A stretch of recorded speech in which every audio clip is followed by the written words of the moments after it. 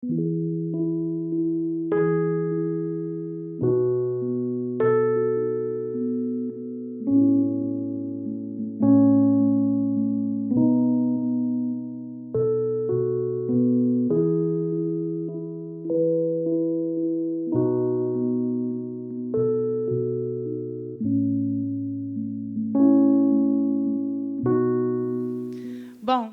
continuando, né? Tudo que é bom dura pouco. A última palestra do dia é com o nosso querido... menos o céu. A última palestra do dia é com o nosso querido Padre Lodi. Por apenas... Quanto tempo? 1 hora? Tá, o senhor tem 1 hora. Ninguém aguenta? Aguenta sim, aguenta até mais. E corrigindo o nome da palestra, que eu havia dito, mas não era aquela, Eis aqui a serva do Senhor, faça-se em mim segundo a vossa palavra. Com a palavra, o Padre Lodi.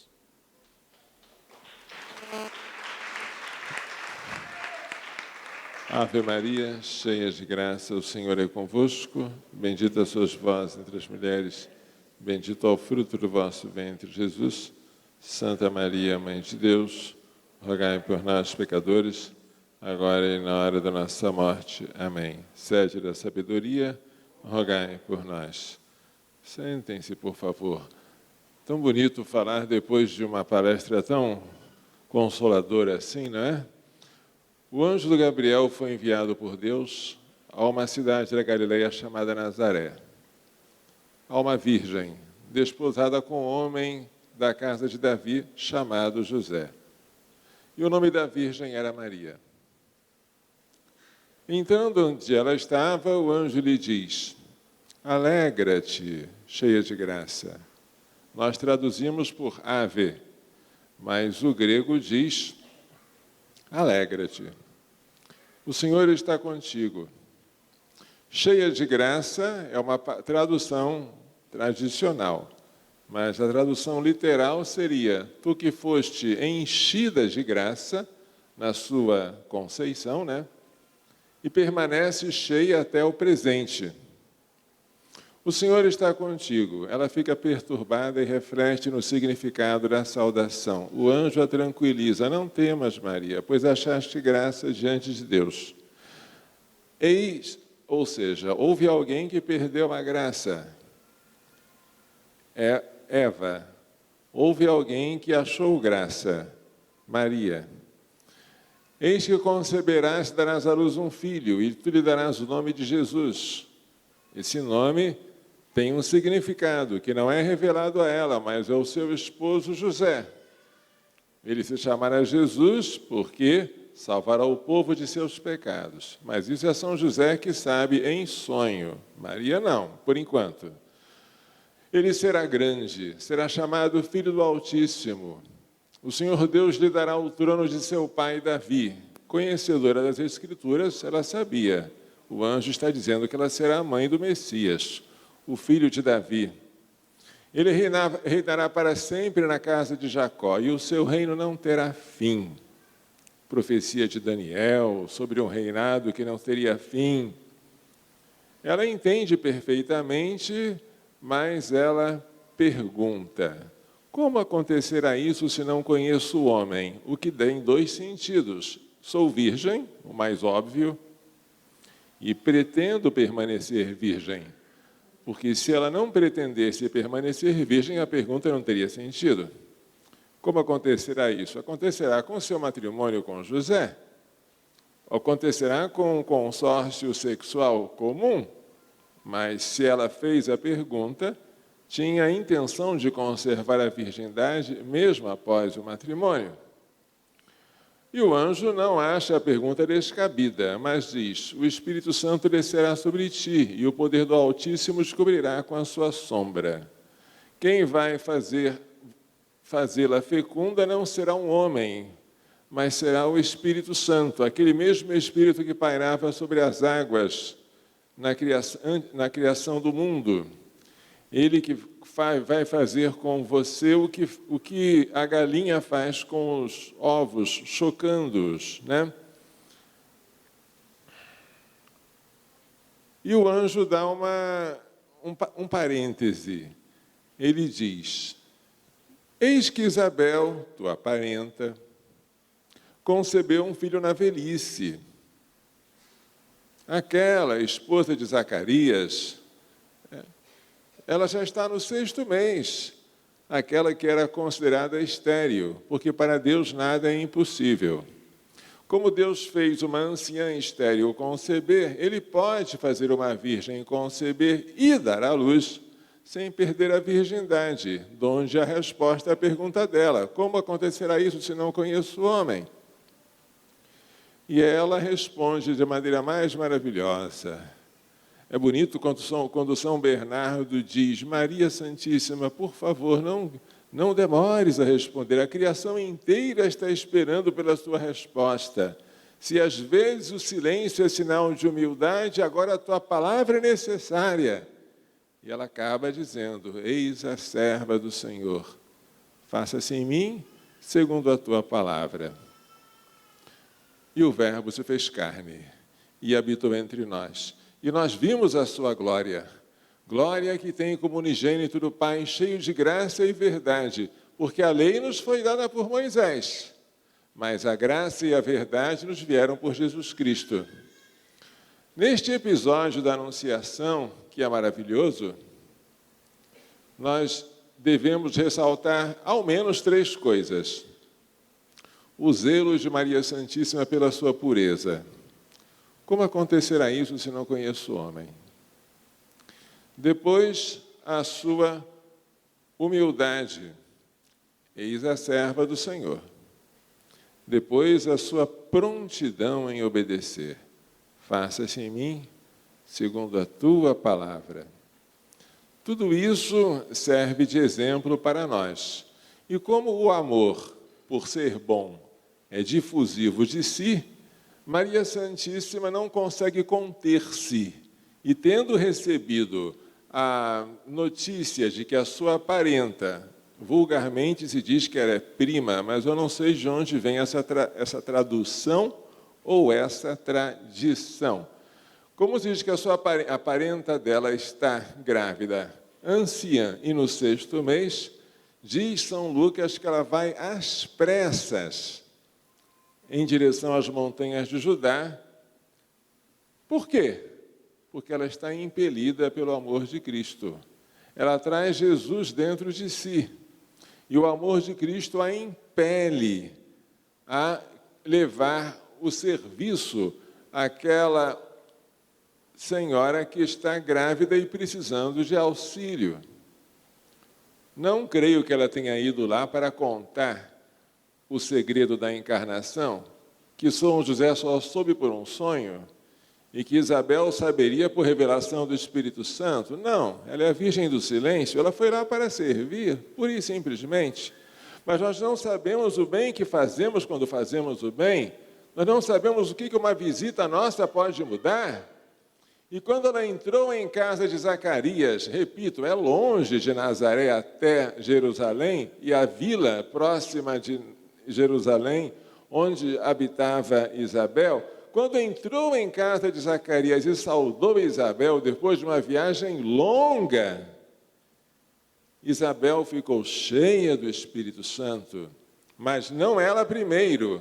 Antes de Isabel, o filho dela. O filho dela estremeceu de alegria. Depois, o Espírito Santo passa para a mãe, que se enche dele. Cheia do Espírito Santo, ela diz: bendita és tu entre as mulheres, bendito é o fruto do teu ventre. Nós acrescentamos: Jesus, de onde me vem que a mãe do meu Senhor me venha visitar? Meu Senhor, para quem não sabe, é a tradução do hebraico Adonai. Os judeus jamais falavam a palavra Javé. Ao verem aquelas 4 letras impronunciáveis, eles diziam Adonai, meu Senhor. Mãe do meu Senhor, para bom entendedor, é mãe de Deus. E aí está um versículo da Bíblia que prova a maternidade divina. Pois eis que quando a voz da tua saudação chegou aos meus ouvidos, a criança estremeceu de alegria no meu ventre. Feliz és tu porque creste, ao contrário do meu marido Zacarias, que não creu e está mudo até agora, porque serão cumpridas as coisas que te foram ditas da parte do Senhor. E assim, naquele episódio maravilhoso em que Jesus, um embrião de poucos dias, santifica João, que está no ventre de Isabel, que é um neném já de 6 semanas e capaz de fazer a mãe sentir o movimento dele quando ele pula. Naquela cena maravilhosa, que é um encontro de 2 bebês, mais do que de 2 gestantes, tudo culmina com uma efusão do Espírito Santo. A efusão começa, evidentemente, de Jesus, porque ele é o Messias, ele está repleto do Espírito Santo. Passa para João, de João passa para Isabel e depois para Maria. E Maria, cheia do Espírito Santo, canta as misericórdias de Deus, porque ela não consegue conter para si os louvores que recebe de Isabel. Bendita entre as mulheres, feliz porque creu. Mãe do meu Senhor, ela agora vai dizer: a minha alma engrandece o Senhor. O meu espírito exulta em Deus, meu Salvador, porque Ele olhou para a pequenez, a humilhação de sua serva. Doravante, todas as gerações me chamarão bem-aventurada, mas porque o Poderoso fez em mim maravilhas, o seu nome é santo, e a sua misericórdia se estende de geração em geração sobre aqueles que o temem. E depois ela continua a falar sobre a misericórdia de Deus, desde Abraão até a sua época. Fala como ele derrubou, os poderosos de seus tronos, como ele levou os humildes, como ele saciou de bens os famintos e despediu os ricos de mãos vazias, como ele acolheu Israel, o seu servidor, fiel ao seu amor, conforme havia prometido aos nossos pais, em favor de Abraão e de sua descendência para sempre. E esse cântico, que nós padres, mas também as freiras, rezam, e os leigos que quiserem, evidentemente, toda tarde, na oração de vésperas, este canto é um hino de louvor a Nossa Senhora, o hino de louvor de Nossa Senhora a Deus, pela misericórdia que Deus fez nela. O Senhor fez em mim maravilhas. O humilde não nega as maravilhas de Deus. Se alguém chama você de inteligente e você é inteligente, não negue essa verdade. Não, você está exagerando, não é assim. Não. Se eu sou, é porque Ele me fez assim, porque eu nasci totalmente tapado. Se eu ganhei alguma inteligência, que Deus seja louvado por isso, né? Brilhe vossa luz diante dos homens, para que eles vejam as vossas boas obras e glorifiquem o vosso Pai que está no céu. Se você elogiasse uma rosa porque ela é muito cheirosa e ela, por humildade, deixasse de exalar perfume, ai de nós. Ela tem que continuar perfumando e glorificar a Deus pelo perfume que ela tem. Assim também todas as nossas qualidades não podem ser negadas, porque a humildade é a verdade, dizia Santa Teresa de Ávila. Glorifiquemos o Senhor, porque todo o bem que nós temos vem dele, e todo o mal vem só de nós. Pronto!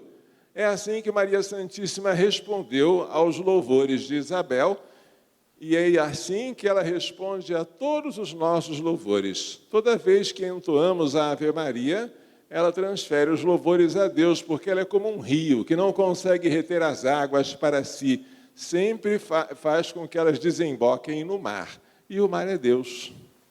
Né? Maria Santíssima é aquele canal que comunica os nossos louvores a Deus e o canal pelo qual Deus comunica suas graças a nós. Como dizia Santo Antonino, assim chamado porque era baixinho, citado por São Luís Maria Grignon de Montfort, Deus reuniu todas as águas e a chamou mar. Deus reuniu todas as graças e a chamou Maria. Esta jovenzinha de Nazaré, que, predestinada para ser mãe de Deus, havia sido concebida sem pecado original, em previsão dos méritos de seu filho, que ainda não havia se encarnado nela, mas já havia dado a ela o benefício da preservação do pecado original, em previsão do que ele iria do sacrifício que ele iria oferecer por ela no futuro, esta jovenzinha que não herdou o pecado original e nunca cometeu o mínimo pecado atual, aparece no Apocalipse como uma mulher vestida de sol. Eu me visto de pano. Todos nós nos vestimos de tecido, mas ela se veste com o sol.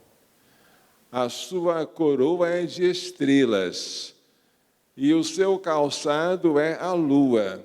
Ela não é apenas luminosa, ela é uma mulher luz. Mas quem é luz? Primeira carta de São João, capítulo 1, versículo 5. Deus é luz e nele não há treva alguma. Quem é esta que é cheia de luz e, portanto, cheia de Deus? É aquela que um dia o anjo chamou cheia de graça. Cheia de graça porque, repito, foi enchida de graça no passado e permanece cheia até o presente. Nela não há lugar para o pecado. Uma vez fizeram uma pergunta indecorosa para Santa Bernadette. Indecorosa e doida, né? Mas perguntaram se Nossa Senhora era bonita. Se Nossa Senhora é bonita, se você visse Nossa Senhora, seu desejo seria morrer para vê-la eternamente. Coisa semelhante disse a irmã Lúcia, ao contemplar a aparição de Fátima. Era uma senhora mais brilhante do que o sol. Assim ela descreve Maria antes de obter a revelação de outubro. Eu sou a Senhora do Rosário. Não sabia quem era, mas era uma senhora mais brilhante do que o sol. Imagine qual será o nosso consolo ao vê-la um dia. A essência da felicidade futura será ver a Deus face a face. Mas, acidentalmente, acrescenta-se a isto a companhia de Maria Santíssima, dos anjos e dos santos. Conviver com Nossa Senhora, a quem nós na terra agora amamos, será o prêmio dos bem-aventurados. E como Jesus disse, ninguém vai ao Pai senão por mim, ele poderia ter dito, mas não disse, ninguém vai a mim senão por Maria. Por que ele não disse? Porque não precisa dizer. Porque ele fez mais do que dizer. Ele veio a nós através dela. Poderia ter prescindido dela, mas veio por ela. Eu vos fiz isso, disse Jesus no lava-pés, para dar-vos o exemplo. Ele poderia falar a mesma coisa. Eu vim a vós por meio de Maria, para dar-vos o exemplo. Para bom entendedor, ide a mim por meio dela. A não ser que nós sejamos maiores que Jesus. Mas o discípulo não é maior que o mestre. O servo não é maior que o seu senhor. Se ele deixou-se encerrar por ela durante os 9 meses da gestação, se Deus Pai não encontrou um lugar melhor para depositar o seu filho do que ela, e para protegê-lo, e para fazê-lo crescer, nós não temos um lugar melhor para depositar a nós mesmos e a tudo aquilo que nós recebemos no batismo, os nossos dons e os nossos talentos. Quando vocês veem a parábola do servo que foi lançado fora nas trevas exteriores, porque não multiplicou os talentos do seu senhor, você se assusta, porque afinal aquele servo não fez nada de mal. Ele devolveu o talento integralmente para o seu senhor. Ele não fez como o que recebeu 5 e negociou e encontrou e produziu outros 5. E o Senhor disse, servo, bom e fiel, foste fiel no pouco e te serei fiel no muito, entra na alegria do teu Senhor. Ele não fez como o outro que recebeu 2, multiplicou e produziu outros 2 e disse, Senhor, aqui estão os meus talentos multiplicados. Muito bem, servo bom e fiel. foste fiel no pouco, te serei fiel no muito, entra na alegria do teu Senhor. Ele disse, ó Senhor, eu não sou bom de negócios, mais vale um pássaro na mão do que 2 voando. Eu só tinha 1 talento, eu podia multiplicar e perder o único que eu tinha. Por prudência, cuidado com essa prudência que esconde a nossa covardia, omissão e preguiça. Eu resolvi cavar um buraco e esconder. Aqui toma o que é teu, servo mau e preguiçoso. Sabias que colho onde não semei, que ajunto onde não espalhei. Por que então tu não depositaste meu dinheiro no banco? E eu, ao voltar, receberia com juros aquilo que é meu. Para que serve um banco? Porque você não guarda o seu dinheiro debaixo do colchão. Até prova em contrário, o banco supera o colchão por 2 motivos. Porque ele dá proteção e dá rendimento para o seu dinheiro. E é para isso que serve o banco. Ora, onde esse servo preguiçoso deveria ter depositado o dinheiro para restituí-lo com juros? Este banco é Maria. Por quê? Porque ela é o lugar, diz São Luís de Montfort, onde Deus colocou o que há de tudo de mais precioso, até o seu filho. Se nós depositássemos os nossos dons e os nossos talentos nela, então ela tomaria conta e faria a gerência de nossos bens espirituais sem que nós ficássemos preocupados com questões de comércio ou de contabilidade. Deixa que ela toma conta. E é nisso que consiste a consagração a ela e por ela a Jesus na qualidade de escravo. Você renuncia a tudo, até mesmo ao direito de dispor dos seus méritos e das suas satisfações.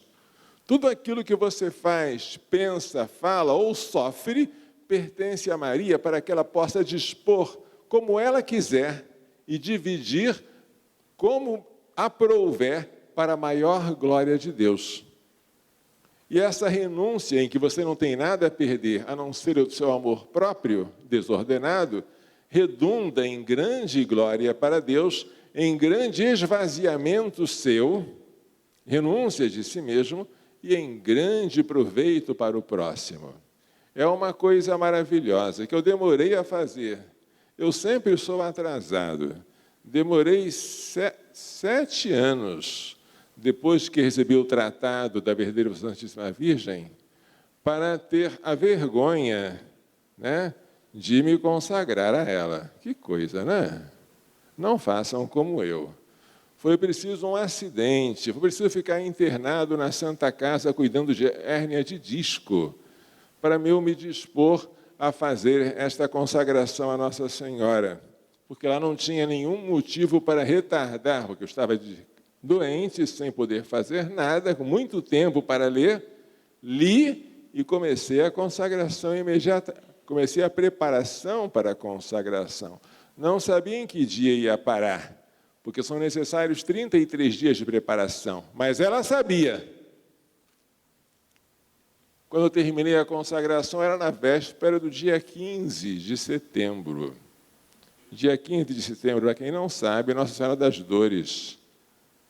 O meu colega havia dito, ô Lodi, recalcula a data para você cair numa festa mariana. Já chega de fazer minha mãe esperar. Já comecei, vai cair onde cair, é o dia que eu vou me consagrar a ela. Foi o dia de Nossa Senhora das Dores. Vocês não eram nascidos ainda, mas foi em 1989, quando eu me consagrei a ela na qualidade de escravo. Eu era seminarista ainda, lá longe, lá na cidade do Centro-Oeste, chamada Anápolis. Já ouviram falar dela? Um seminário lá escondido, depois que o vento faz a curva. Foi lá que eu me consagrei a ela na qualidade de escravo. E o que Maria Santíssima tem a ver comigo? Tudo. Eu não sei viver sem ela. Não sei se alguns de vocês sabem, né? Mas se eu tentasse viver sem Maria Santíssima, eu seria como um bronze que soa e como um símbolo que retine. Vocês perceberam que os nossos irmãos separados gritam? e gritam muito. Por que eles gritam tanto? Porque eles não são vazios, coitados. Eles fazem barulho, mas está faltando alguma coisa dentro deles. É como se eles dissessem, eu quero a mamãe. E nós, católicos, que temos mãe, temos que ensinar para eles, querido irmão evangélico, querido amigo protestante, a minha mãe é tua também. Ela é a mãe de Deus, sim, ela é a mãe da segunda pessoa da Santíssima Trindade, o Filho de Deus feito homem. Mas como é que uma criatura pode ser mãe do Criador? Isso é absurdo. Absurdo não. É admirável, é um mistério que assombra os anjos, mas é verdade. Além de ser tudo isso, e ser maravilhosa, ela ama você como ama a mim, e ela intercede por você no céu, e você que não a ama, se obteve algum tipo de graça, foi pelas mãos dela. Não acredito. Se você conseguir fazer com que um irmão separado se converta por causa de Maria, que coisa maravilhosa! Ele vai descobrir que não é órfão de mãe. E com Maria ele descobre a igreja. Porque Maria e a igreja são uma coisa só. Maria é santa e a igreja é santa. Maria é virgem. A igreja aguarda virginalmente a verdade, o depósito da fé, a ela confiada pelo seu esposo. A igreja é necessária para a salvação, e diz São Luís de Maria de Montfort, uma frase que me deixou muito impressionada, mas diz com todas as letras, a devoção a Maria é necessária para a salvação. Como assim? Como assim que se você sabe o valor que ela tem, a dignidade que ela possui, você não é devoto dela, esqueça a sua salvação. Mas eu posso ser salvo pela minha ignorância. Pode, né? A ignorância é o 8º sacramento, que salva muita gente, mas não deixe os outros na ignorância, na esperança de que eles vão se salvar. Aquilo que a deputada Cris falou é muito importante. Você tem uma máquina de cortar grama elétrica. O seu vizinho, que não conhece a cortadeira elétrica, costuma aparar o seu jardim com uma gilete. E você, que não quer humilhar o seu vizinho oferecendo a sua máquina de cortar, deixa que ele fique com a gilete e você com a sua cortadeira elétrica. Por quê? Porque eu não quero discutir sobre jardinagem. Espera aí, gente. Oferece a sua máquina para ele, se ele não quiser, a culpa é dele, mas você nem ofereceu. Você quer que o protestante se salve com as migalhas que caem da sua mesa? Você tem a Eucaristia, eles têm um simulacro da Santa Missa, que é a ceia que eles celebram, coitados. Você tem Maria Santíssima, eles são proibidos de rezar a Ave Maria, embora eles dizem que tenham a Bíblia, e a Ave Maria esteja lá. Você tem a Bíblia completa, com seus 73 livros, fielmente interpretada pelo magistério da igreja. Eles têm a Bíblia interpretada da maneira que eles querem, coitados, ou que eles pensam que sabem, e você não vai dar a eles a verdade completa. Você tem os 7 sacramentos, que são canais que inundam vocês de graças. Vocês têm o sacrifício eucarístico, a Santa Missa, e você vai deixá-los na indigência e dizer, religião não se discute? Isso se chama egoísmo. E se aquele irmão protestante não se salvar por causa da escassez das suas graças, porque você não quis oferecer a ele o que você tinha, prepare-se para encontrar-se com o seu Deus, que ele vai perguntar, onde está teu irmão? E não vai dizer como Caim, por acaso eu sou o guarda do meu irmão? Porque São João Paulo II disse, na encíclica Evangelium Vitae, sim, todo homem é guarda do seu irmão. Se você conhece Maria, tem o direito e o dever de anunciar às testemunhas de Jeová, aos crentes da igreja do Evangelho quadrangular,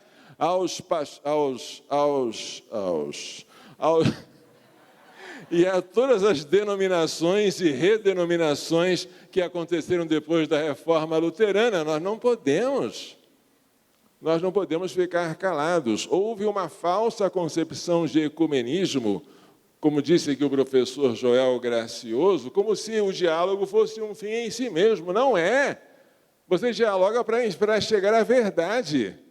Se você faz do diálogo um chá de madames que ficam lá se encontrando para conversar frivolidades, que é isso? Acaba com isso, então. Você tem que dialogar para descobrir a verdade. Você que é católico, está convencido que a verdade é a Igreja Católica, tem que expor isso. No decreto sobre o ecumenismo, a Unitatis Redintegratio, há uma frase claríssima, dizendo que a unidade deve se dar na Igreja de Cristo, a cuja testa está Pedro. Então, o diálogo que não tende a isso é inútil. Nossa Senhora, ela é nosso espelho, nosso modelo, nossa mãe, nossa intercessora e, de sobra, nossa padroeira, de modo que tê-la por mãe é algo tão maravilhoso que se atribui a Santa Teresinha do Menino Jesus a seguinte frase: se me fosse concedido ser Maria, eu preferia ser Teresa, para ter Maria por mãe. Ai, que bonitinho. Por que eu estou aqui, vocês sabem? Porque eu tive uma mãe e um pai. E esses pais rezavam comigo. Quando? Todo dia, corrigindo, toda noite. Toda noite? Toda. Toda. Ah, não, padre, eu não acredito. Então acredite, porque eu não estou mentindo. Eu não posso prestar essa homenagem ao pai da mentira. Mas como é que vocês podem rezar o terço toda noite? Bem, é uma questão de hábito, né? O hábito é uma segunda natureza. Depois que você começa, não consegue mais parar com facilidade, porque as crianças cobram. Mas a nossa casa era tão maravilhoso isso, eu era feliz e não sabia.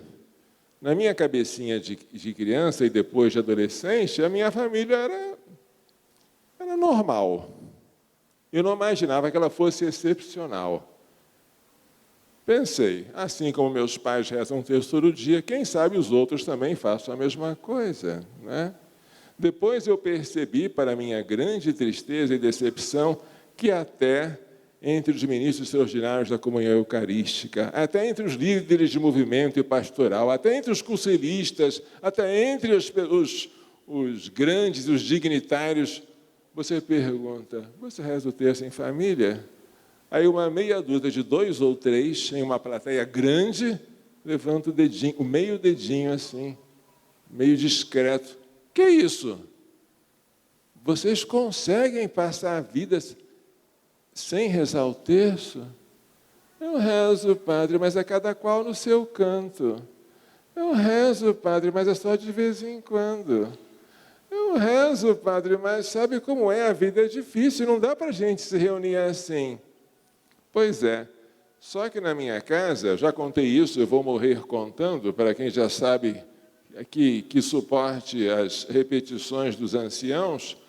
Na minha casa, o meu pai, que habitualmente voltava bem tarde da faculdade, porque trabalhava das 8 às 16 horas, tomava um lanche rápido, tomava banho, isso que nós herdamos dos indígenas, o banho diário, e depois entrava no automóvel, dividindo a gasolina junto com os seus colegas para ir à faculdade de engenharia civil, e voltava não antes das 11 horas,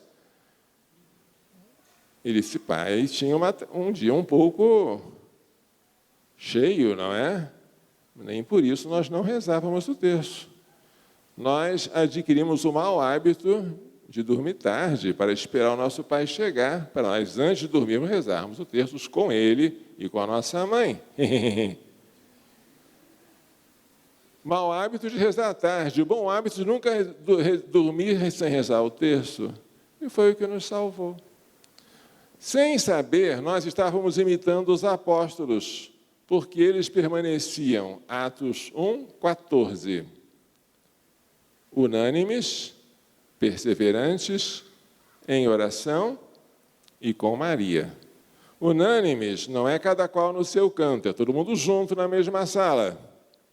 Perseverantes não é dia sim, dia não é uma vez por mês, nem quando dá vontade, é dia sim, dia também. Em oração, com as mãos juntinhas e o joelho no chão. E com Maria, para nós agora, é o terço. O terço diário em família salvou minha família da corrupção. E se não fosse o terço em família uma coisa sagrada e infalível, como era o arroz com feijão, eu poderia até ter recebido a vocação sacerdotal, mas a semente teria sido sufocada pelos espinhos. Portanto, se eu estou aqui fazendo alguma coisa boa para vocês, convido a parabenizarem a minha mãe. Dá um aplauso para ela, por gentileza. Vocês conhecem minha mãe, não conhecem? Minha mãe ainda é viva. Vocês chamam de vovó Teresa, né? Lá na Ilha do Governador. Meu pai já morreu em 2003, mas ele era um pai admirável. Era exemplar. Nunca ouvi falar na palavra divórcio ou separação, a não ser como um palavrão, uma coisa assim impronunciável. Porque a nossa família... aconteceu com ela o que aconteceu com os apóstolos. Eles ficaram 9 dias em oração e no 10º desceu o Espírito Santo sobre eles. E quando o Espírito Santo desce sobre um lar, não há lugar para divisões. E quando eu cheguei um dia na adolescência, perdoe-me por ser repetitivo, e fiz um desses encontros aí de jovens, aqui eu não sei em São Paulo como tenho, lá no Rio de Janeiro existia um chamado TLC, Treinamento de Liderança Cristã. Lá em Goiás tem um chamado Segue-me. Esses encontros assim de 3 dias, né? Cada jovem tinha que dizer o seu problema. Chegou a minha vez. E agora? Eu não tinha problema. Cavucava a minha mente aqui. Não tenho problema. Mas como é que você não tem problema? Todo jovem tem problema. Não tenho. Já viu um jovem sem problema? Jovem comum, aí 16 anos. Não é possível? Isso é o que faz a oração. Padre, o terço é mágico? Não é mágico, é milagroso. A mágica é uma ilusão. O mágico ilude você, fazendo você pensar que ele tirou um coelho da cartola. Não estava lá dentro o coelho, mas você pensou que estava. O terço não faz isso. O terço faz o milagre que operou já em Pentecostes de o Espírito Santo descer sobre a sua casa. Mas tem que ser perseverante. A perseverança é a chave de tudo. Está hoje no Evangelho. É pela perseverança que salvareis as vossas almas. A perseverança não é fazer muita coisa e depois abandonar. É fazer pouca coisa com constância. Quando perguntaram a São João Berkmans, já no seu leito de morte, o que se podia fazer para agradar Nossa Senhora e obter dela os seus favores? A resposta do santo foi, pouca coisa, mas com constância. Em vez de você rezar 1000 Ave-Marias e passar o tempo todo sem rezar, reza a cada dia uma coisa pequenina, mas sem falhar, como essa aqui. Já ganharam isso aqui? Já, né? Quem não ganhou? Tem uma turminha boa que não ganhou. Vai, traz aí, vai. Leva para os indigentes, os faltantes. Essa oraçãozinha aqui, leva. Essa oraçãozinha, Essa oraçãozinha eu escrevi para os meus sobrinhos e depois para os outros também, para pregarem na parede da cama. Por quê? É uma oração que foi ensinada por Nossa Senhora Santa Matilde de Rackborn, que era contemporânea de Santo Tomás de Aquino. Essa santa, pouco conhecida, porque ela foi ofuscada por uma outra, bem mais famosa, que é a Santa... Gertrudes, da mesma época e do mesmo convento, esta santa uma vez pediu a Nossa Senhora que lhe desse a graça de morrer com ela, morrer com Maria. E Nossa Senhora aceitou, com uma condição, que a cada dia ela rezasse uma Ave Maria para honrar o Pai, por ter feito dela poderosa, por ter lhe dado poder, para que na hora da morte ela pudesse enfrentar os medos com calma. Uma segunda Ave Maria para honrar o Filho, que lhe havia feito sábia, que lhe havia dado sabedoria, para que na hora da morte ela ficasse livre das trevas da ignorância e do erro. Uma terceira Ave Maria para honrar o Espírito Santo, que a fez misericordiosa, para que na hora da morte ela ficasse livre das angústias, que todas as angústias se transformassem em consolações. Uma coisa tão simples, isso aqui dura 1 minuto. Vocês podem contar no relógio. Já fiz isso no acampamento, quem já esteve no acampamento viu, dura 1 minuto mesmo, né? As crianças que rezam mais rápido fazem até em 49 segundos, sem problema, mas dependendo da velocidade, é claro, mas a média é 1 minuto. Quando você acorda, e ainda com os olhos meio grudados, mas de joelhos, você reza isso aqui, antes de lavar o rosto, atenção, é a primeira das primeiras coisas do dia. Depois que você rezou, você pode até dizer, ai, não dá tempo, estou atrasado, mas aí já rezou. Né? Aí já é tarde demais. Quando você começa o dia, infalivelmente começa a oração, como eu começo, e pretendo fazer assim até o dia da minha morte. Quando a gente faz assim sempre, né? Isso aqui é como uma gota de água.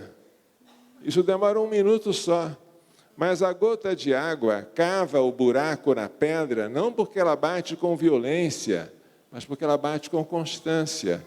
Essa constância é a chave de tudo. Existem algumas mulheres que reclamam dos maridos ou vice-versa, que dizem, padre, eu já desisti. Eu chamei tanto meu marido para rezar o terço, mas ele é duro. Ele é duro porque você não joga uma gota d'água nele. Ah, não, já joguei tantas vezes. Quantas? 1000? 10.000 vezes? Ah, não, já desisti de chamar. E quando a senhora desistiu de chamar, eu pergunto, o maligno desistiu de chamar o seu marido? Se não, a senhora perdeu para o maligno, porque a senhora desistiu de chamá-lo para rezar, mas o inimigo não desistiu de chamá-lo para pecar. A senhora está em desvantagem. Por que a senhora não faz o propósito? Eu só vou rezar sozinha depois de chamar o meu marido e receber dele um não. Mas eu vou sempre chamar, não vou insistir, uma vez só por dia, que eu vou chamar. Ele disse, não insiste, mas no dia seguinte chama de novo. Não há marido que resista. Se ele não deixar você sair de casa, é uma lei psicológica. Você não aguenta ouvir alguém chamando todo dia para uma coisa sem atender. Não se dialoga com a tentação, porque você acaba caindo. E se a tentação é boa? E se o seu marido fica com você, ele vai aceitar. Ah, padre, vai aceitar da boca para fora, de início. Mas começa pela boca, depois entra no coração. Daqui a pouco o seu marido está fazendo adoração ao Santíssimo, daqui a pouco ele está se confessando, daqui a pouco ele está te chamando para ir para a missa. E tudo isso porque você não desistiu. Porque Deus não desistiu de você e você não tem direito de desistir do próximo. É assim que faz. Mas, padre, é tão simples assim? É. Mas como nem todos acreditam no poder da perseverança e na eficácia da constância, muita gente desiste. E dizia meu bispo emérito Dom Manuel, que já é falecido em 2011, né, foi ele quem me ordenou sacerdote, que a pior tentação do demônio não é contra a pureza, é a tentação contra a alegria. É a tentação da tristeza e do desânimo, porque essa tentação nos rói por dentro. Quando ele nos faz desanimar, nós entregamos para ele de bandeja aquilo a que resistimos durante anos e anos a fio. Mas se nós temos medo de cair em tentações de impureza, com razão, porque só os puros verão a Deus, tenhamos um medo muito maior de cair na tentação do desânimo. Porque com o desânimo, ele é capaz de nos desarmar totalmente. Um católico desanimado tem que acender todas as luzes vermelhas de alerta. Socorro! E você tem que ir correndo atrás de alguém que está com desânimo, porque essa pessoa está em perigo mortal. A tristeza, segundo o mundo, leva à morte, diz a segunda carta de São Paulo aos Coríntios. Nós não podemos deixar um triste. Consolar os tristes é uma das obras de misericórdia, pela qual nós seremos cobrados. Mas Maria é a causa de nossa alegria, uma das invocações da ladainha. Nós temos que ensinar isso para os outros também, entenderam? Maria é a imagem da igreja. Nunca falem mal da igreja. Nós estamos passando por um momento, e eu concordo com o que o Benê falou, que eu não conheço igual na história da igreja.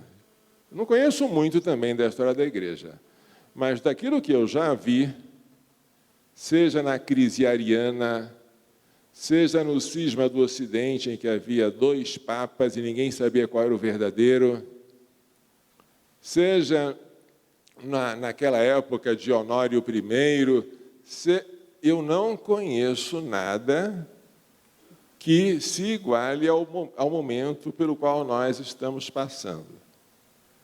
É um tempo de muita tribulação. Mas Deus não permite a tribulação à toa.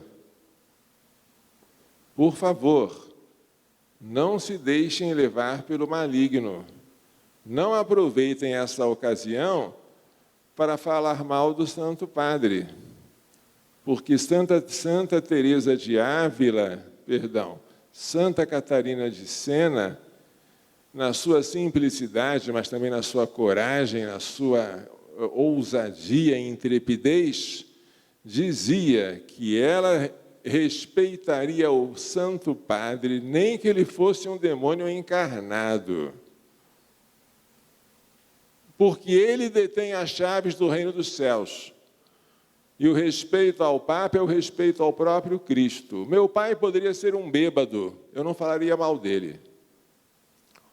O Santo Padre é sempre o chefe visível da igreja, é o doce Cristo na terra, como dizia Santa Catarina de Sena. Não falemos mal, nem deixemos que outros falem mal dele.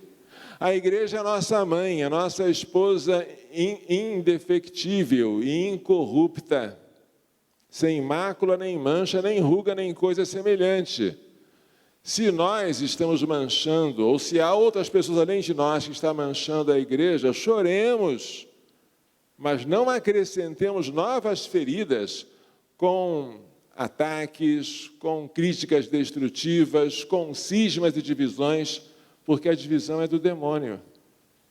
Tá? É mais do que nunca o momento de nós amarmos a nossa mãe, a igreja, de amarmos nossa mãe Maria Santíssima e de rezarmos insistentemente pelo Santo Padre, o Papa. Quando a Cris terminou a palestra, eu subi para quê? Para ouvir confissões? Também. Mas para fazer aquilo que eu não pude fazer às 3 horas. O que eu não pude fazer às 3 horas? E o terço mariano também, porque um terço da misericórdia mais um terço mariano, para quem não sabe, dura 30 minutos. 30 minutos de adoração ao Santíssimo, com confissão, comunhão e oração na intenção do Santo Padre, dá direito a uma indulgência plenária. Mas, padre, você tem que flexibilizar isso aí. Eu flexibilizo, mas eu não falho. Não pôde ser 3 horas, eu fiz depois. E aí cheguei lá, rezei com uma jovem heróica, nem sei que era o nome dela, coitada, que me acompanhou na oração e depois ainda foi se confessar, né? Louvado seja Deus por ela. Depois aí veio a fila, né? Uma fila grande de penitentes, mas eu já tinha rezado. Eu já tinha cumprido aquele propósito. Não é bom fazer muitos propósitos. Faz poucos, mas não falha. Não, se você não consegue rezar 1 hora, reza meia, mas não falha essa meia hora. Faz isso sempre e sempre. Não consegue? Dá um jeito, mas dá esse jeito. É assim que a gente consegue vencer. Sem vida de oração, sem oração contínua, perseverante, infalível, que pode ter algumas flexibilidades, mas não pode ter falha, você não consegue vencer esta luta, que não é contra a carne e o sangue, mas contra os espíritos malignos que povoam os ares. Nós estamos na luta contra legiões de demônios. Sem o terço diário, sem a visita ao Santíssimo, sem a Santa Missa, sem a Eucaristia, sem a devoção constante à Nossa Senhora, a gente não tem nenhuma chance de vencer isso.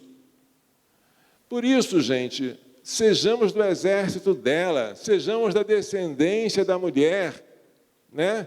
Porque no Apocalipse 12, fazendo remissão a Gênesis 3, o dragão que foi lançado pela terra faz guerra contra a mulher e os seus descendentes, os que guardam os mandamentos de Deus e os testemunhos de Jesus, e somos nós.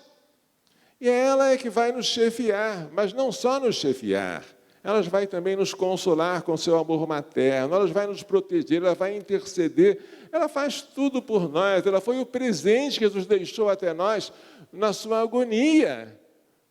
Mulher, eis o teu filho. E disse a João, eis a tua mãe. E o discípulo a recebeu em sua casa. Mas quem sou eu para receber em minha casa a mãe do meu Senhor? Eu poderia dizer no lugar de João, repetindo as palavras de Isabel, mas já que Jesus me deu, que ela fique comigo para sempre.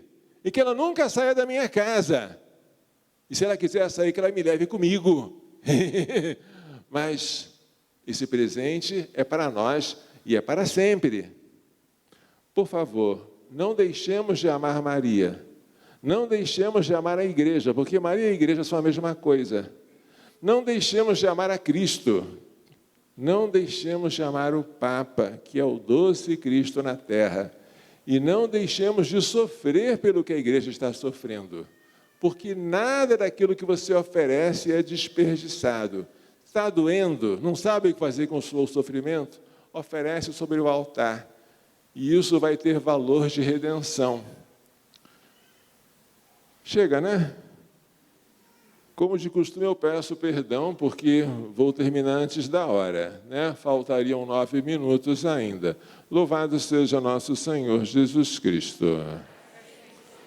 E nossa Mãe, Maria Santíssima. E viva Nossa Senhora!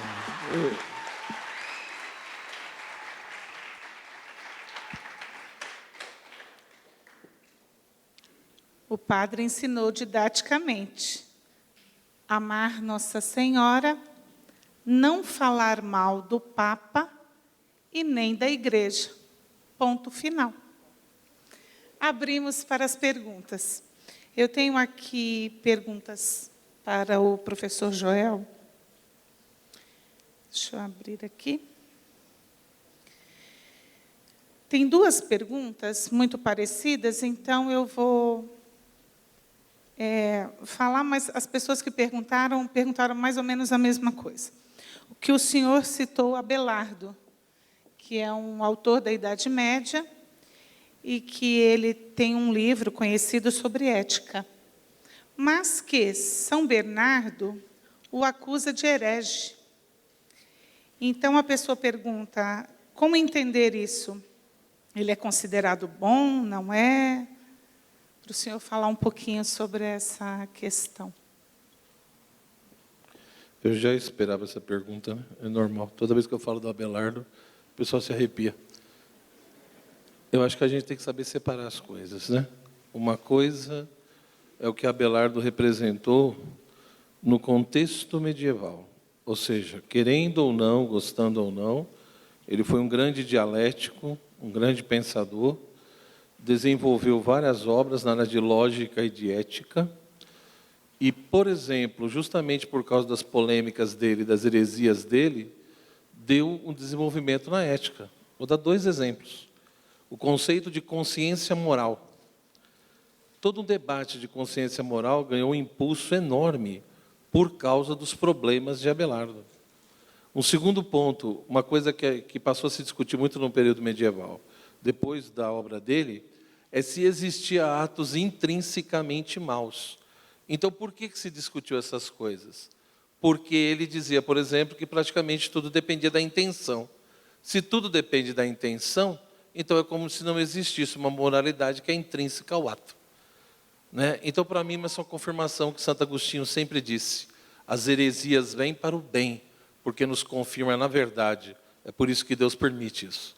Então, a gente não precisa ter medo dos hereges. Não precisamos ter medo daquilo que é falso. Precisamos amar a verdade. Né? E se tudo está submetido à providência de Deus, tudo concorre para o bem daqueles que amam a Deus. Como diz São Paulo na carta aos Romanos, capítulo 8. Então, quando eu citei o Abelardo, eu não citei no sentido de confirmar o conteúdo do pensamento dele.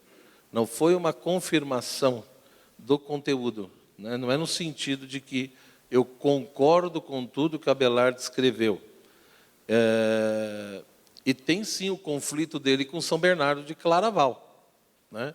São Bernardo, de fato, expressava uma preocupação muito grande com a salvação de Abelardo e, além disso, combatia, né, os erros, as confusões, etc.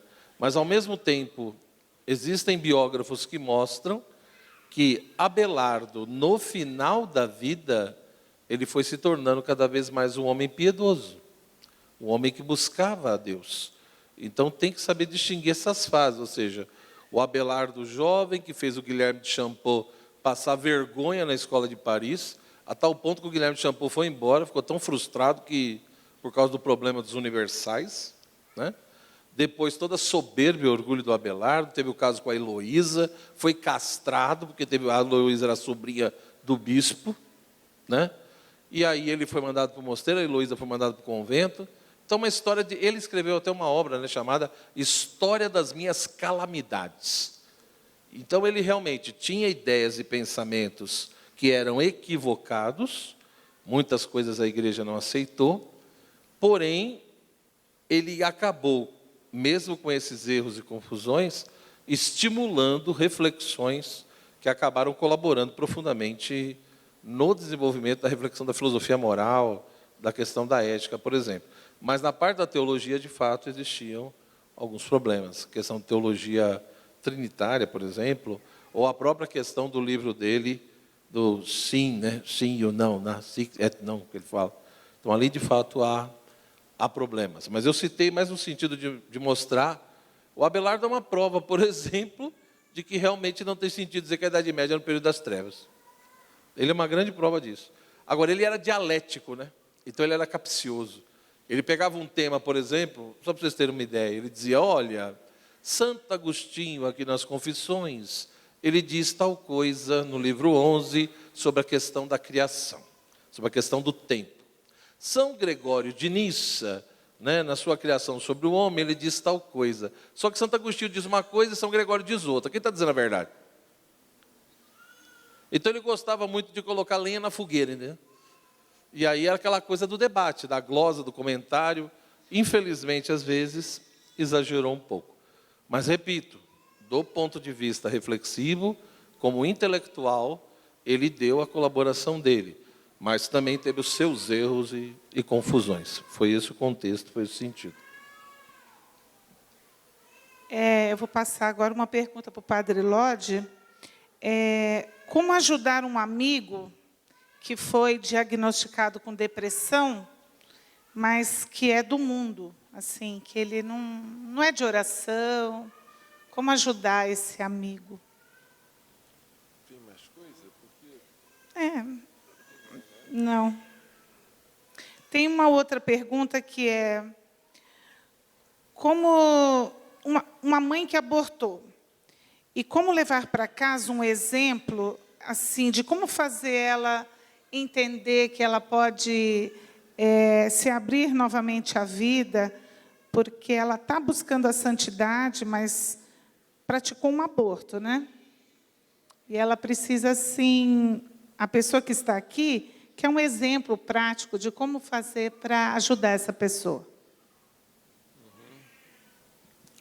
Bem, sobre a depressão, ela tem um aspecto orgânico, que pode ser auxiliado pelos médicos, e tem um aspecto espiritual e existencial, né? Em que nós, cristãos, podemos ajudar muito. Esse amigo é do mundo, temos que tirá-lo do mundo, né? Temos que dizer para ele que existe um confessionário. Até aquele psicanalista que foi discípulo de Freud, como era o nome dele? Jung, né? Ele dizia, se encontrasse um paciente dele católico, mandava se confessar no mosteiro. Não que ele acreditasse no sacramento, mas achava que tinha um poder terapêutico muito bom a confissão. Quer dizer, até isso os agnósticos reconhecem. Para nós, a confissão é muito mais do que isso. Temos que tirar esse amigo do mundo para poder fazer com que ele seja tratado da depressão. Se os remédios ajudarem, se as outras terapias também, mas isso é coisa secundária. Ninguém consegue se livrar de uma depressão enquanto está com a consciência atormentada por um pecado e não conhece ainda a misericórdia de Deus, né? Que amou tanto o mundo que entregou o seu Filho, para que todo aquele que nele crer não pereça, mas tenha vida eterna. Como ajudar uma jovenzinha de 15 anos, tadinha, que fez um aborto? Coitada.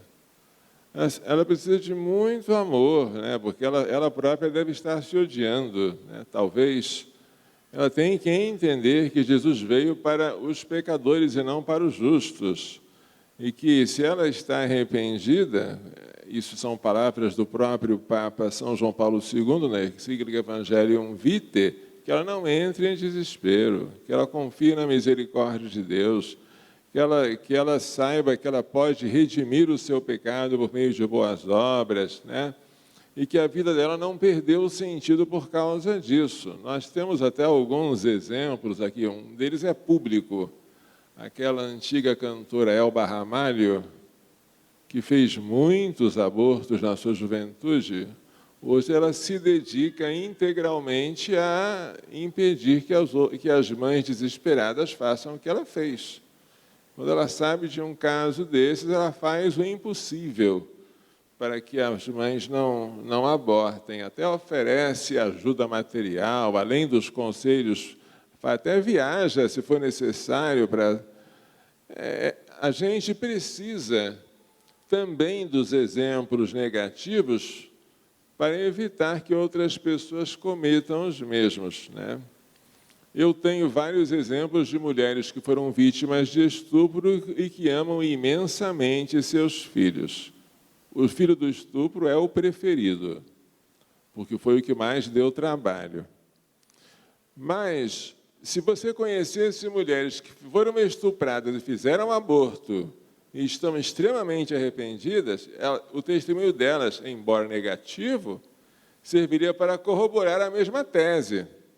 Então, Deus permite o mal, e até males horríveis como esses, como é o aborto, porque Ele sabe, na sua misericórdia e sabedoria, tirar um bem dele, né? A gente tem que não deixar essa moça se deixar levar pelo desespero, né? Igual aconteceu lá na Costa Rica, na cidade de São José, em que 2 moças foram estupradas no mesmo dia. As 2 ficaram grávidas, o que é muito raro de acontecer, né? Uma delas fez aborto e a outra não. A que não fez aborto estava com a sua filha no braço. A que fez estava, evidentemente, sem filho. E as 2 se encontraram no Parque de São José, que é a capital da Costa Rica. E a que estava sem neném invejou a outra que estava com o neném. E arrependeu-se imensamente de ter sido pressionada a fazer aborto e ter cedido. Para encurtar a história, meses depois, a que não havia feito aborto foi visitar a que fez aborto, ela havia se suicidado. Estupro, aborto, suicídio. Um remédio pior do que o outro. Não devemos deixar isso acontecer. A gente tem que tratar com muito carinho essas mães, para saber que a vida delas tem ainda sentido. Elas podem evitar que outras façam o que ela fez com o seu testemunho de vida, né? Entre outras coisas. Tem muitas perguntas ainda, mas a pedido da moderação eu preciso encerrar, porque nós ultrapassamos o horário. O professor Joel vai deixar um site, né, para vocês. Quem quiser mandar alguma pergunta, pode me procurar pelas redes sociais. Eu estou no Facebook, no Instagram. Só me procurar pelo nome mesmo, Joel Gracioso, né? E tem o meu site, que é www.joelgracioso.com.br. E vocês podem mandar mensagem por lá também, né? Meu filho que cuida mais dessa parte, mas ele acaba me passando aí. E lá no site também tem vários cursos, tem textos, tem bastante coisa gratuita, tem meu canal no YouTube, que eu, se Deus quiser, até o final do mês eu pretendo retomar, mas já tem bastante coisa lá, que já faz uns 2, 3 meses que eu não consegui postar nada. Mas tem vários vídeos lá. Então, se você quiser se inscrever no canal, ou me acompanhar pelas redes sociais, e dar uma olhada no site lá, se vê algo que te interessa, etc. E pode mandar a sua dúvida, tá bom? Eu só peço um pouco de paciência, porque geralmente eu demoro um pouco para responder, porque eu recebo bastante solicitação nesse sentido. E, mais uma vez, obrigado. O Padre Lodi também deixou aqui um canal para quem quiser conversar e tirar dúvida, é o www.providaanápolis.org.br. Ok? Assim a gente encerra essa última mesa do fórum. Obrigada a todos.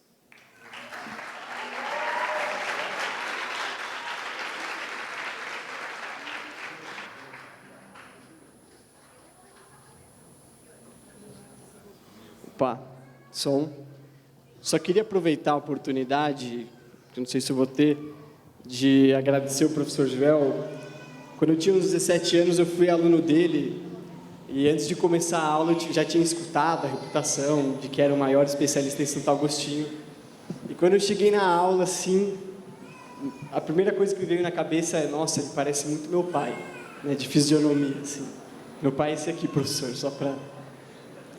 E uma coisa assim que me tocou muito, né? Primeiro, a coragem que falta hoje, esse brilho de falar a verdade com amor, mas mais do que isso, era um mestre no sentido completo da palavra, porque a aula não se encerrava ali, naquele período letivo estrito, mas a gente passava os intervalos conversando, tirando as dúvidas bestas de um jovem de 17 anos. A gente chegou uma vez aí até Vinhedo, porque ele ia palestrar, e também uma outra vez que mandava mensagem no WhatsApp, vai ter uma palestra que eu vou dar no centro, gostaria que você fosse, para a gente conversar depois. Eu queria marcar um almoço com vocês, né, eu e mais uns amigos da sala, porque eu queria falar sobre uns problemas. Então, mais do que um professor, o professor Joel foi um grande amigo, um grande pai.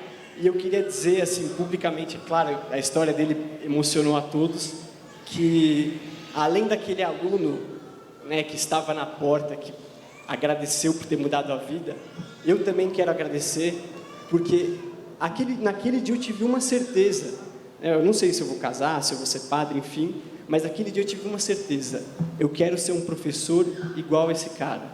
Então eu também gostaria, depois que chegarem os presentes, de pedir um abraço, assim como aquele aluno. Obrigado, professor.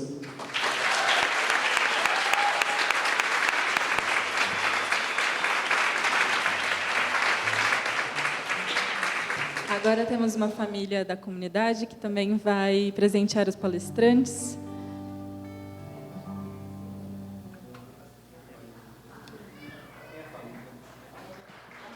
Guilherme e Nayara Maia e o filhinho Benício.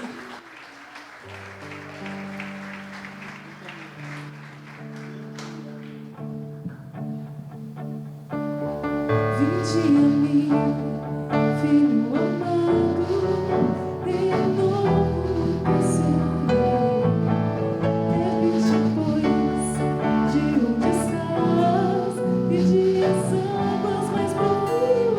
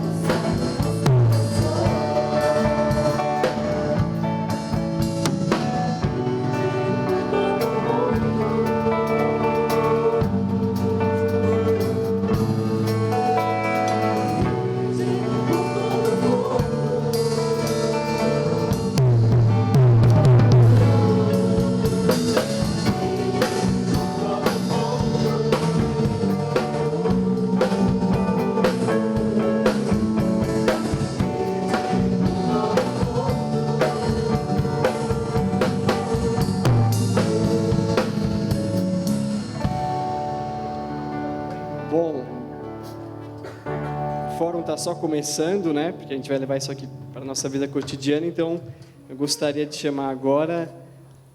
Vocês conhecem ele como Benê, mas eu sempre conheci como pai. Então, por favor, uma salva de palmas.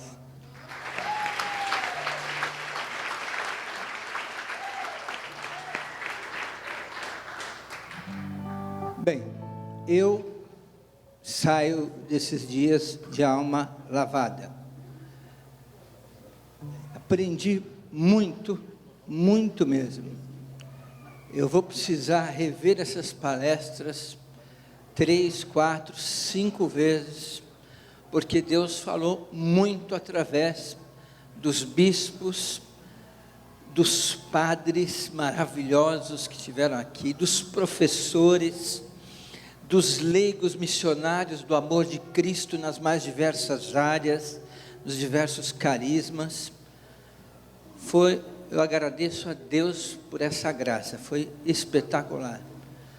Eu saio muito mais disposto para servir a Cristo, para servir a igreja, para lutar pelo reino de Deus em cada lar. Ontem eu dizia que o Lucas, né, meu filho que está em missão no Rio de Janeiro, fazendo faculdade também, era fã do professor Sidney Silveira, que ele assiste aula com ele todas as terças. Várias terças ele está no CDB, e pedia para trazer o professor Sidney, foi uma sumidade, e o Mateus insistia com o professor Joel Gracioso. Eu realmente, acabou a palestra do professor Joel, eu subi, fui conversar, me isolei um pouco, depois conversei com a Cristonieto, com o Álvaro lá em cima, e partilhei um pouco a palestra, falei que eu estava arrebatado. E eu conheço, já ouvi falar do testemunho dele. Então, eu espero que no próximo fórum ele venha contar o testemunho. É um homem de história de vida, um professor maravilhoso mesmo. Mas, enfim, o ano que vem, não iremos, vai ser um ano mais sabático, não haverá fórum ano que vem, porque nós vamos estar nos preparando para os 15 anos da comunidade, no ano de 2021. E aí vamos organizar um mega fórum, vários eventos. Eu tenho a confirmação de que vem todo o CDB para cá, para São Paulo. A Cristonieto já confirmou a presença, o professor Sidney, o Tiba e a Deia, enfim...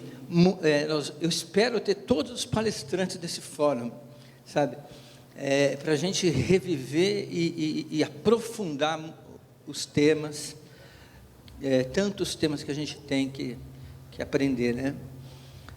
Então fica o convite aí, em 2021, o 6º fórum, um mega fórum, possivelmente vai ser de 3 dias, para compensar o ano que vem, né? E vamos, então, pedir para os nossos sacerdotes para nos dar uma bênção, né, sacerdotes que nos acompanham, graças a Deus, em diversos eventos. O Padre Lodi, por exemplo, está desde o começo, são 5 fóruns seguidos, com certeza ele estará no outro, né? Oi? Não pode dizer não, porque agora já é tradição. E tanto ele como o Dom Antônio, então, todos os fóruns. E o Padre Milson, que está sempre com a gente, é assessor eclesiástico da moderação geral da comunidade, sempre está em vários eventos, formações, veio do Mato Grosso, enfim, está caminhando com a comunidade, ensinando a caminhar. Muito obrigado, Padre Milson, Padre Lodi. Então eu peço que os senhores encerrem o fórum com a bênção.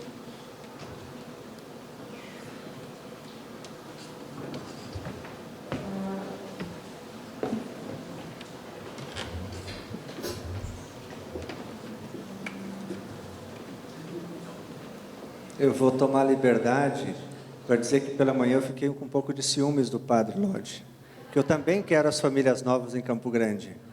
Como é que nós vamos fazer?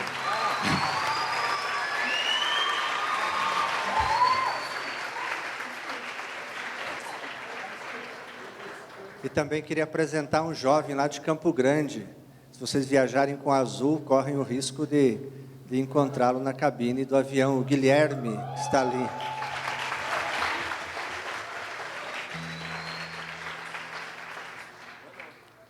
Nós vamos acabar como ontem.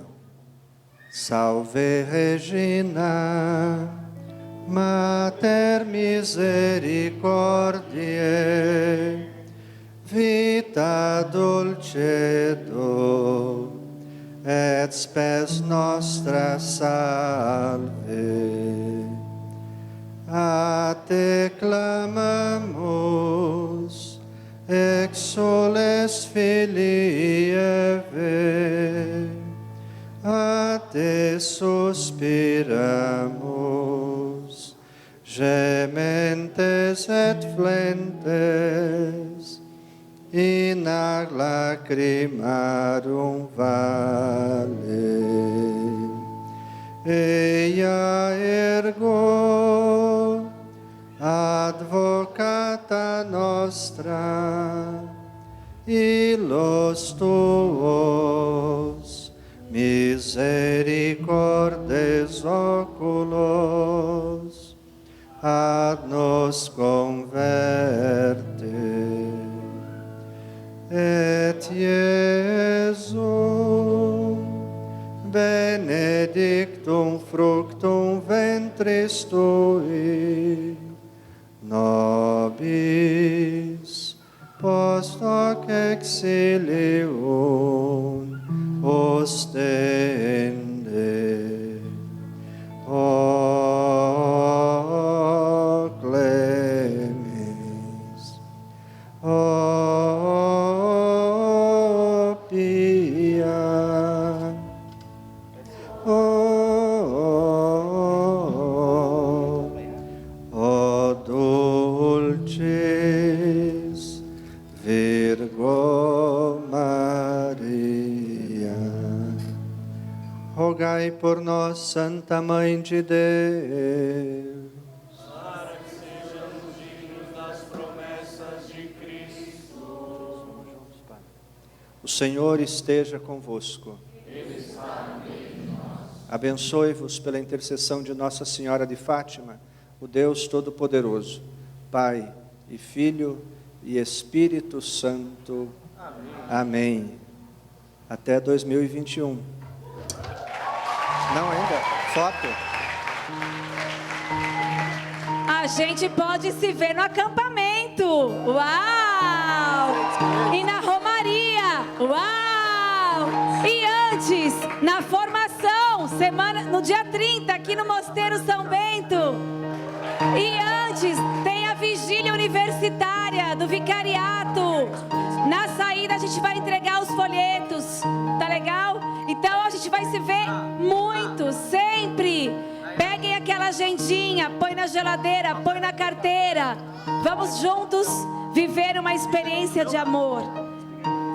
Peguem no fundo a agendinha e o folheto da vigília, por favor. O que mais? E a foto, ninguém vai